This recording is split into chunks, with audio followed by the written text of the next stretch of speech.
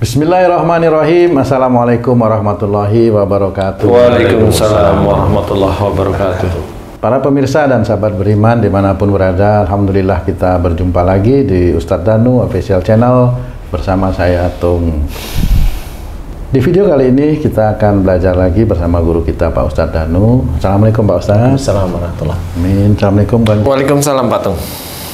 Kali ini kita akan belajar lagi nih Bang J, Pak Ustadz. Banyak sekali orang-orang itu, ini umum ini penyakit ini Pak Ustadz ya, kita mau belajar lagi tentang penyakit katarak. Katarak itu kan kalau dulu biasanya diderita oleh orang-orang yang sudah umur ya, umur udah lanjut. Tapi kadang-kadang ada juga katarak itu dialami oleh usia muda Pak Ustadz, sekitar 30 gitu. Sebenarnya akhlak seperti apa sih yang menyebabkan orang itu bisa terkena katarak itu Pak Ustadz? Ya, Bismillahirrahmanirrahim. Assalamualaikum warahmatullahi wabarakatuh. Waalaikumsalam warahmatullahi wabarakatuh. Amin ya rabbal alamin. Alhamdulillah. Jadi memang katarak ini bisa dioperasi oleh teman-teman dokter, itu bisa dioperasi, dibuka lapisan luarnya ya. Dibuka lapisan luarnya, istilahnya dikletek.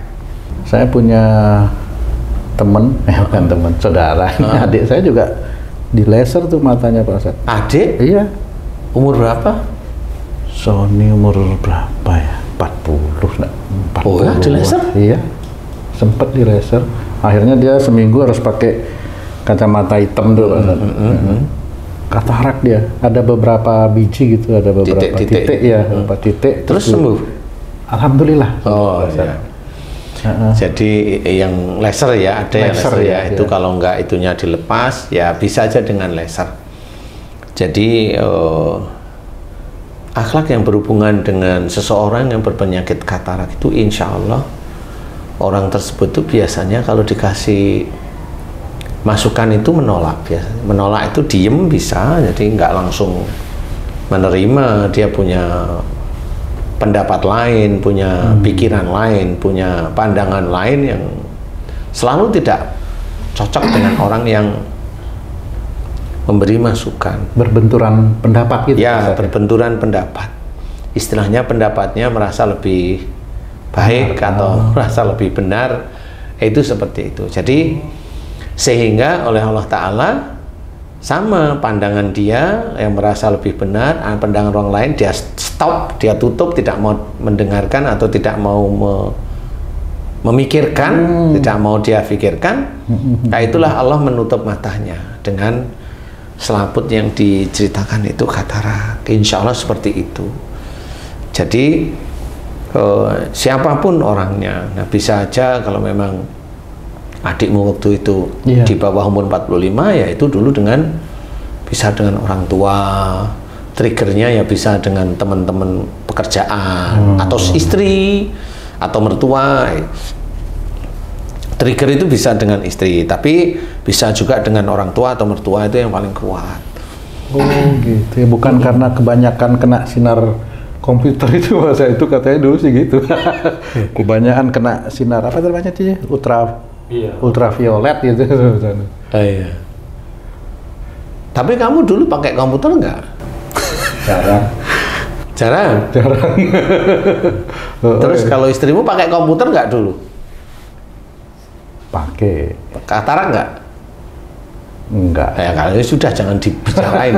Jangan jadi acuan. Jangan jadi acuan jangan kalau jadi enggak. acuan, ya. Dan temannya istrimu katarak enggak? Enggak ya, sudah jangan jadi acuan ya, seperti itu. Itu hanya alasan agar membenarkan analisa dia aja. Kalau memang mau di ini ya sudahlah, karena memang komputernya ada. Coba aja lihat aja di antara 100 orang pemain komputer katarak enggak di umur 40 kan gitu ya. Rata-rata ya enggak, kalau orangnya itu bisa menerima masukan enggak. Insya Allah enggak. Nah itu karena memang adikmu memang waktu itu biasanya kalau dikasih masukan terus diem gini. Ya kesannya itu kayak dengerin tapi nolak, seperti itu. Gitu ya. Siapapun orang yang berkatarak begitu. Mau suami dengan istrinya, istri dengan suaminya katarak ya begitu-begitu itu. Kalau dia katarak di bawah umur 45, biasanya dengan orang tuanya diberi masukan atau dinasehatin, atau merasa dia dengan orang tuanya itu nggak cocok kalau punya pendapat. Jadi berbenturan istilahnya. Dan itu kalau dia emosi, bentukannya sudah emosi, glukoma bisa muncul. Jadi nggak cuma katarak, glukoma karena dia ada marah yang tidak cocok dengan pandangan.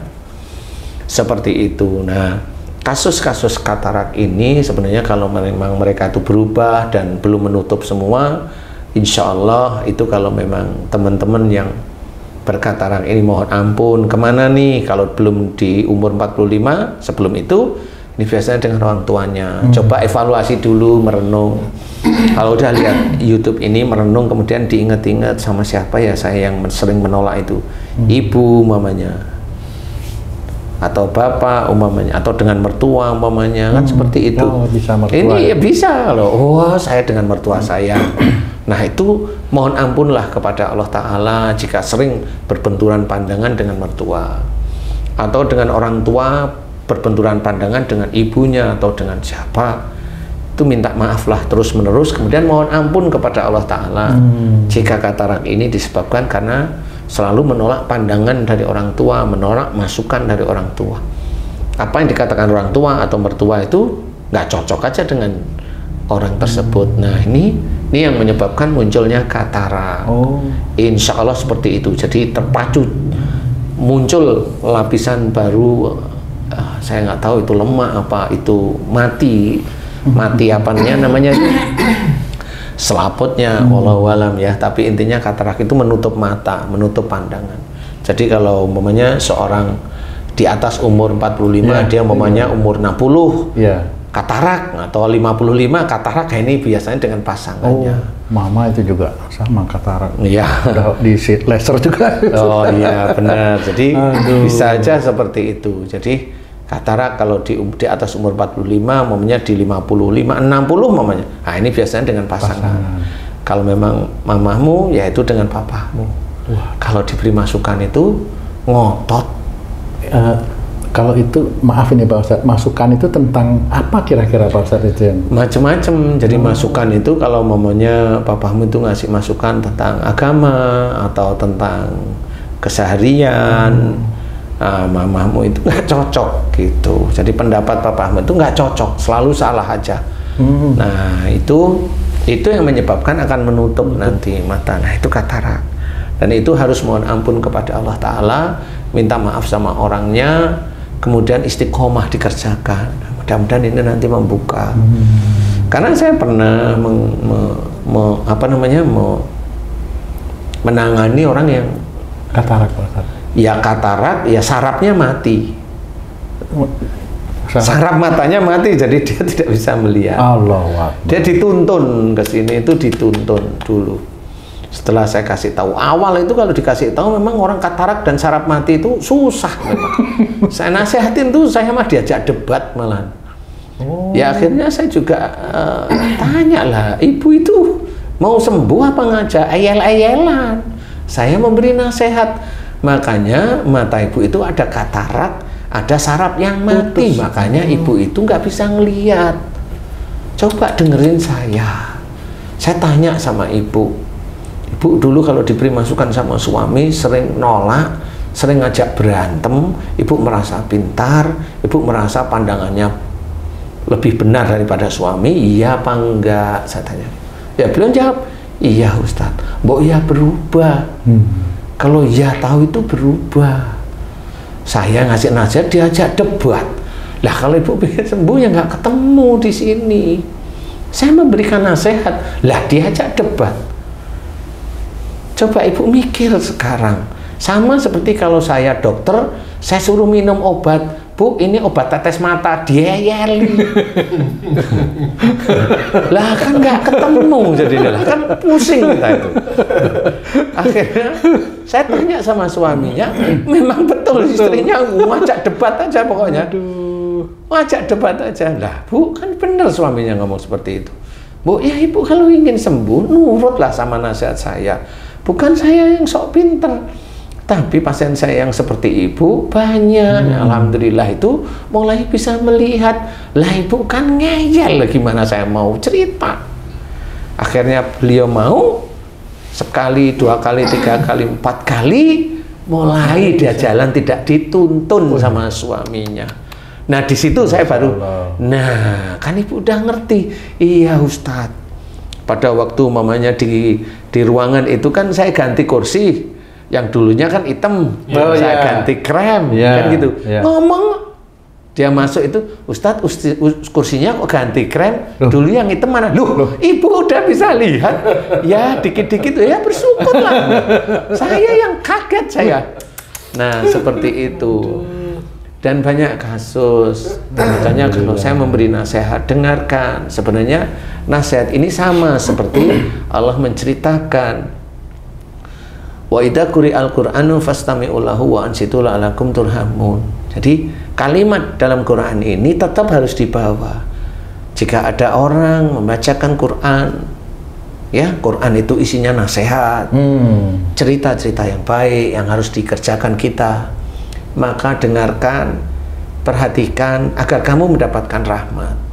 Saya memberikan pada ibu, mbok jangan ngeyel, mbok yang nerima dengan suami, ini tetap nasihat baik.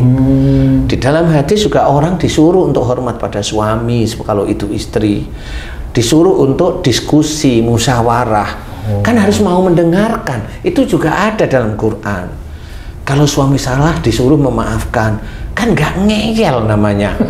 Nah ini sebenarnya nasihat ini kalau di awal itu dilawan ya emang nggak bisa, saya ngomong nggak bisa Bu. Nah mulai setelah beliau itu paham, ngerti, nah kan diizinkan oleh Allah Ta'ala bisa mulai melihat. Jangan langsung ingin itu langsung melihat, lah saya kan bukan Tuhan, saya memberikan nasihat, kalau itu dikerjakan mudah-mudahan. Tapi ada orang kadang-kadang bisa aja dia maunya sembuh, lah saya kan bukan Tuhan. Kalau kamu memang pengen sembuh, doa aja sendiri, minta pada Tuhan pengen sembuh, kan gitu ya. Kalau saya ceritakan, saya hanya memberikan nasihat. Kalau ibu nurut, bapak nurut, insya Allah diberi kesembuhan. Oh, saya juga pernah kok ada bintang 2 polisi. Itu buta dua-duanya, glaukoma. Ya alhamdulillah beliau itu datang ke sini, Ustadz saya pengen dinasihatin. Loh saya bingung. Karena tahu glaukoma nggak ada obatnya di dunia. Kan gitu. Setelah saya nasihati mau, alhamdulillah beliau melihat mata dua-duanya sampai sekarang. Alhamdulillah. Masya Allah. Itu kebesaran Allah. Walaupun beliau itu jenderal bintang 2, tapi mau mendengarkan. Kan gitu. Tapi bagi orang-orang lain, yang orang-orang muslim yang lain, bintang 2 belum, bintang 1 bukan, bintang 7 pusing, dinasehatin ngeyel lah ya. Nanti kalau memang sakit katanya ini dosa saya digugurkan, lu dosa banyak kok digugurkan di rumah aja. Iya. Emangnya bunga jambu gugur kan gitu ya. Nah inilah yang harus kita ketahui bahwa katarak itu insya Allah itu dari kalau diberi masukan tuh nolak. Nolak aja hatinya, nolak. Jangan. Kalaupun mau nggak cocok, normal. Orang itu pikiran dia sama pikiran kita kan beda. Yang penting kita tidak menolak. Intinya adalah kita itu mau mendengarkan. Kalau tidak cocok, berarti kita itu diuji oleh Allah Ta'ala, oleh seseorang yang tidak cocok dengan kita, dan kita disunahkan untuk mendengar dengan beristighfar, dengan bertasbih. Tidak usah marah, apalagi seiman, udah cukup. Karena itu lebih mulia di hadapan Allah Ta'ala daripada orang yang tidak cocok tersebut cuap-cuap terus, buat di YouTube kayak, atau dia udah biarin aja, dia menyebarkan fitnah seperti itu. Makanya kenapa kalau memang seperti orang lain, coba katarak, bisa nggak itu dibaca-bacain sembuh? Ya nggak bisa. Dibaca-bacain gimana? Kok orang pintar? Ya nggak bisa. Jin itu tidak ada yang ngurusin katarak. Yang ngurusin katarak itu Allah. Harus kita kembalikan pada Allah Ta'ala. Jin itu ngurusin kanker? Nggak ada. Jin itu malah ibik, dia itu bikin kanker malah tambah sakit. Seperti itu. Kalau ada orang bilang kankernya sembuh, itu bukan kanker, itu cuma rasa sakit, bukan kanker. Insya Allah seperti itu. Ustadz, saya punya 2 orang teman yang rumahnya berdekatan dalam artian sekitar 100 meteran. Dulu temen sering nongkrong di musola, di masjid, ba'da maghrib gitu. Ini orang soleh nih. Dulu Ustadz, waktu belum kerja masih remaja. Berarti sekarang soleha kan? Soleha. Udah nggak pernah ke masjid. Ke masjid tapi nggak nongkrong. Ya. Sekarang kan umurnya teman saya ini udah lebih tua, udah 60 tahun ke atas. Kena katarak dua-duanya nih, Ustaz. Dioperasi lah. Temen dua-duanya. Dua-duanya ini kena katarak nih. Ya, dioperasi kan ada semacam tempat yang khusus untuk operasi katarak. Iyalah pasti ada. Masa bukan tempat operasi katarak dijual telur ayam. Rumah sakit khusus mata. Nah, Ditancit kan itu juga bukan. itu cuci mata. Walaupun tidak bersamaan operasinya, walaupun tidak bersamaan ini 2 orang operasinya, Tapi haji ngamati. Yang satu operasinya berhasil, bisa melihat. Yang satu nggak berhasil. Nah, yang saya tanyakan, akhlak apa yang membedakan 2 orang ini gitu loh? Yang satu berhasil, yang satu nggak berhasil. Walaupun pada dasarnya mempunyai sifat yang sama. Yang Ustadz Betul, temennya begitu. Iya. Ngeyel aja. Iya. Oke. Jangan tanya kenapa nggak berhasil. Nah, ya itu saya nggak tahu. Karena saya nggak ikut operasi. Mungkin ada akhlak yang lebih di lain itu gitu. Kalau lebih, insya Allah saya coba jawab ya, Ji. Jadi gini, yang berhasil itu sebenarnya dia imannya sudah mulai bagus. Dia tobatnya kepada Allah Ta'ala sering. Dia bersyukurnya walaupun nggak sering banget, tapi sudah mulai lancar. Biasanya dihentikanlah ujian tersebut oleh Allah. Nah, yang satu nggak berhasil karena memang orangnya ngeyel masih. Jadi masih merasa dirinya itu ya benar aja. Nah, itu nanti sampai akhirnya bisa aja malah sarafnya bola matanya mati sampai nggak bisa melihat. Karena apa? Dia ngeyelnya lebih tinggi dari sana. Memang dia itu temen nongkrong dulu di masjid, tapi merasa benarnya ya kuat. Nah, coba Haji amati beneran, diinget-inget temen yang berhasil sama yang nggak berhasil, bener nggak? Ini bukan berarti mau menjelekkan temen ya, tetapi ini kita harus belajar. Coba Haji, kira-kira mana? Bener yang mana nih? Uraian yang tadi saya ceritakan. Bener Ustaz. Yang mana yang bener? Yang belum berhasil itu memang seperti itu sih. Sampai sekarang gitu ya ngeyel. Sampai sekarang. Astagfirullahaladzim, malah aku yang istighfar ya, astagfirullah.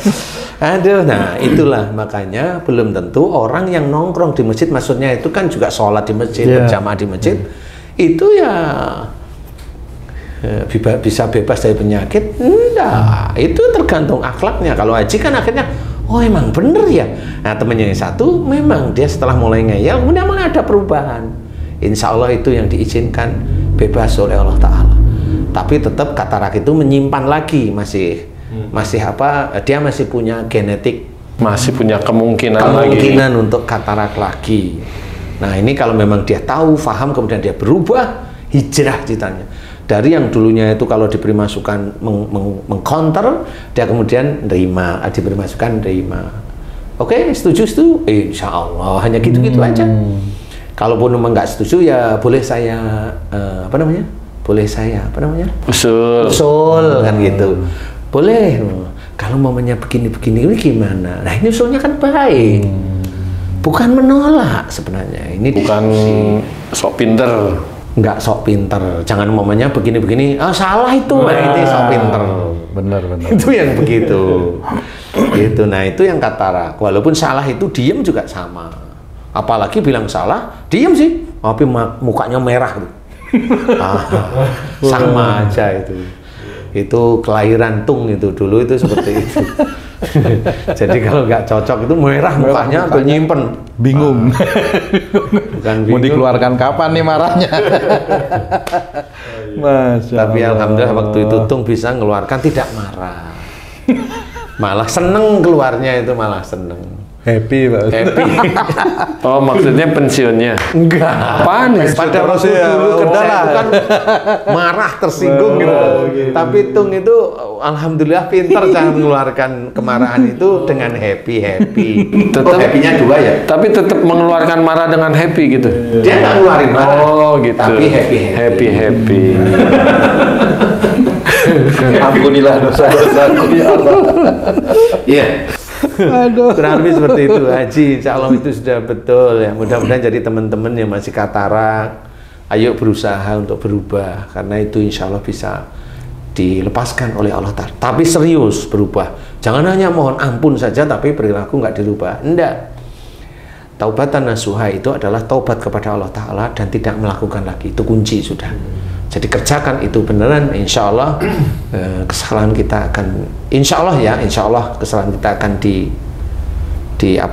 dihapuslah oleh Allah Ta'ala sedikit demi sedikit. Nggak langsung dosa 30 tahun hilang dengan tobat sekali itu nggak bisa. Ya itulah yang sering diceritain orang-orang bahwa kalau sudah mohon ampun sekali itu sudah dosanya hilang aja. Tidak bisa seperti itu. Jadi harus continue, istiqomah, kemudian berubah terus-menerus dan menjadi yang lebih baik. Insya Allah seperti itu. Mudah-mudahan dengan gimana cara katarak ya mohon ampun. Katarak itu mohon ampun ya Allah jika katarakku itu disebabkan karena saya sering menolak pendapat, nasihat, masukan suami saya atau masukan istri saya atau masukan orang tua saya. Jika itu dosa sehingga menyebabkan katarak pada mataku ya Allah, aku mohon ampuni dosa-dosaku. Astaghfirullahaladzim. Sampai di sini astaghfirullahaladzim, astaghfirullahaladzim. Terus kemudian orang yang kita tolak masukannya ya kita minta maaf. Bisa setiap hari kan pengen cepat ya setiap hari minta maaf. Seperti itu, kerjakan semata-mata karena Allah Ta'ala. Mudah-mudahan kalau itu dikerjakan istiqomah, mudah-mudahan Allah mulai membuka matanya lagi. Insya Allah. Alhamdulillah. Terima kasih banyak Pak Ustadz. Aduh, masukannya. Ji, terima kasih banyak ya. Terima kasih banyak ya Pak Tung. Sama-sama. Para pemirsa dan sahabat beriman dimanapun berada, demikian video kami kali ini. Mudah-mudahan ini bisa memberikan banyak manfaat ya, khususnya bagi sedulur-sedulur yang sedang menderita katarak. Mudah-mudahan video ini juga bisa dipahami dan kita bisa praktekkan dalam keseharian kita. Terima kasih atas perhatiannya. Wassalamualaikum warahmatullahi wabarakatuh. Waalaikumsalam warahmatullahi wabarakatuh.